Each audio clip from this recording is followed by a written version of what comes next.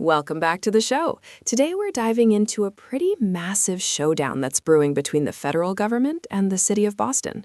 Oh yeah, this is a classic federal versus local battle, but the subject matter is really turning heads. It's all about housing.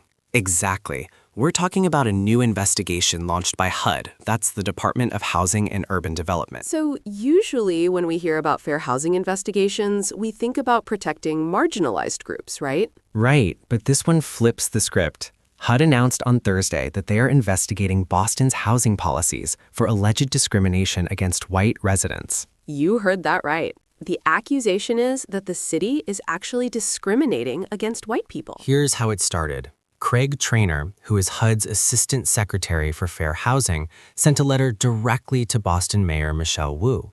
And the core of his argument is that Boston has been prioritizing people of color in their affordable housing strategy, rather than focusing on all low-income households equally. Basically saying the focus on equity has gone too far and crossed into legal violations. The language in this letter was incredibly specific, too. It wasn't just standard legalese. No, it was pretty charged. Traynor wrote that city officials have set out to, and I'm quoting here, smuggle racial equity into every layer of operations. Smuggle. That implies something secretive or illicit. He actually quoted that phrase from Boston's own website on racial justice initiatives. The investigation isn't just about who gets the houses. It's about the whole system. Right. The accusation includes claims that the city encouraged banks and real estate developers to focus specifically on communities of color. Traynor is looking into whether this violates federal laws that prohibit discrimination in housing based on race, sex, or national origin. So, how did Mayor Wu respond to these federal accusations? I can't imagine she took this lying down. Definitely not.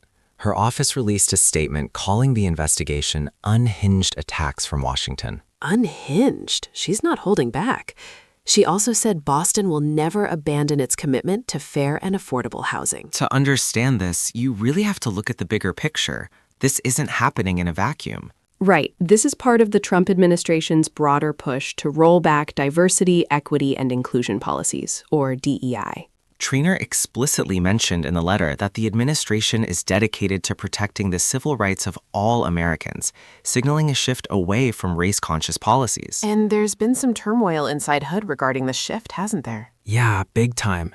Back in September, 2 HUD lawyers were actually removed after they raised concerns. They were worried that cuts to the Fair Housing Office were slowing down investigations, and internal docs showed efforts to limit enforcement of the Fair Housing Act. Despite the heat from Washington, Wu seems pretty secure in her position locally. She just ran unopposed for a second term in November. And on the housing front, the city says they've built over 5,000 affordable units since she started in 2021. So she has the numbers to argue she's getting housing built, regardless of the federal critique. This could get serious, though. Reports say this inquiry could actually result in federal charges against the city.